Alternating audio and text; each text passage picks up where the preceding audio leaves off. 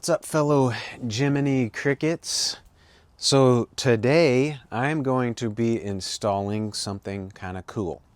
Since most of you have ADD and lack of attention spans, I'm going to show you right now so you don't disappear, because I know you all like shiny objects and things with HKS written on them. So this is that really cool like mushroom style intake that HKS makes. This tubing will replace this hoopty intake system I've got going on, which it works good. It's just not very secure. There's no mounting hardware, but this one has mounting hardware. So I'm really excited to put this on the Jimny, and it's gonna match my like the intercooler, the throttle tubing, throttle chamber tubing, blah blah blah, from the intercooler. So I'm gonna be all nice and shiny and chrome and blue hoses. A little shout out to Nick at Way Before the Fame. He pointed this out to me a long time ago, a few months ago. He said, you need to get this kit. I don't see them in auctions anymore, so if you find one, get it, because they're kind of, I guess they're kind of rare.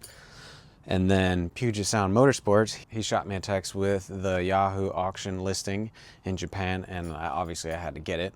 It was like a bid slash buyout now, and it was at 19 bids, and I just bought it out. So if you were bidding on it, I apologize, but it's going to a good cause. My Jimny, of course. So Nick made a video on the JA11. I'm going to be making a video on the JA22, which is a little, it might be a little bit different. We'll see. JA11 is a single overhead cam. This is a dual overhead cam, so stuff is kind of placed slightly different.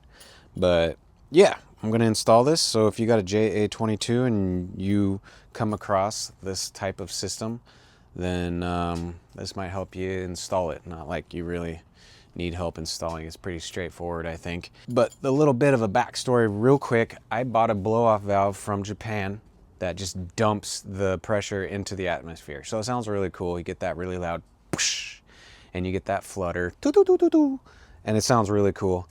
This, however, is going to recirculate it back into the system, which we should still get the blow-off sound because it's still going back into the intake system, which, you know, kind of echoes it out of the chamber, the intake tubing and whatever. So we'll probably still get some blow-off noise, I hope. If we don't, I'm gonna put mine back on it, because that's the whole point. I love that sound. Very simple terms, simplicated. Simplicated? I don't think simplicated. Is simplicated a word? I don't know. I work on cars. So I'm gonna take off my system, and then we're gonna install this one, and I'll kind of show you guys the process. It should be pretty quick and easy. So obviously my setup is different looking than yours. You have this tubing, which is, this is the stock tubing. It goes to like a little diaphragm, and then there's a couple vacuums that go into the air box. It's crazy. The air box that are on these Jimnys has like the blow off built into the air box. That's why you don't hear anything. And so the air box is on the stock air box on the Jimnys, pretty like intricate. Like it's got, if you open it up, you can see all the stuff inside, basically the blow off. So I took all that off. I put on my coned intake, which you can really hear the turbo sucking in air. And then back here is my blow off. That's the blow off I have right now. So it's just, let's take this system off and get this guy all mounted up, which, you know, pretty straightforward mounting hardware. Okay, so like I was saying, your system's gonna be pretty straightforward. It pops off, that stock airbox pops out of this little doohickey here. Basically you just, you know, you take your clamps off. There we go. Okay. So that line that actuates the blow off runs to the throttle chamber. It came with a new supplied line, so we are not going to reuse that vacuum line. Oh yeah, and shout out to my website for supplying me the Boss Rainbow coffee for today. If you want some good Japanese JDM coffee on my website. Oh man, that's good. All right, so supposedly it's gonna go like such. Now where this mounts, looks like there's a couple holes. There's a couple holes right there. So it's probably gonna mount into those holes, and then it's already elbowed into that line, so we just need to put balls. This slid onto the hose. Let's just get that tightened down. Okay, our line for the blow off is hooked up. So now we can put our intake on, okay? Tighten that down. Oh, that's cool how now it matches everything. Okay, so now this is, so they basically tightened everything up and then they left the end loose. So they've already like got everything ready to mount up, which is cool. I mean, it said it was brand new, so who knows? Hopefully it's new. Or maybe that's why no one was buying it out, because they knew something I didn't know.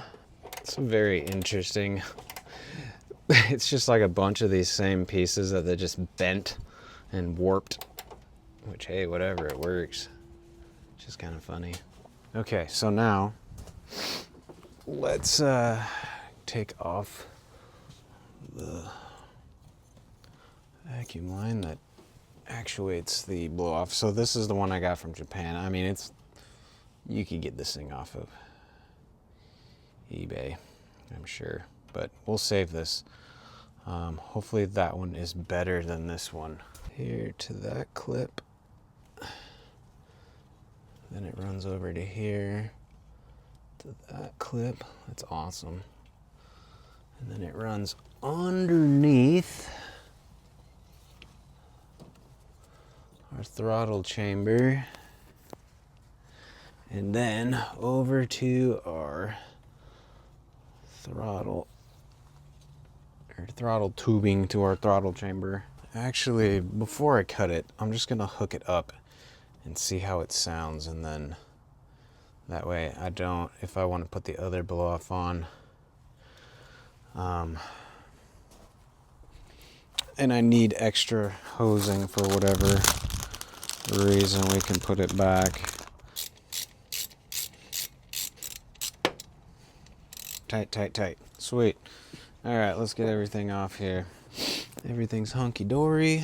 This thing's all bolted in. All right, so here's our intercooler piping done. All right, let's give her a whirl and see what happens.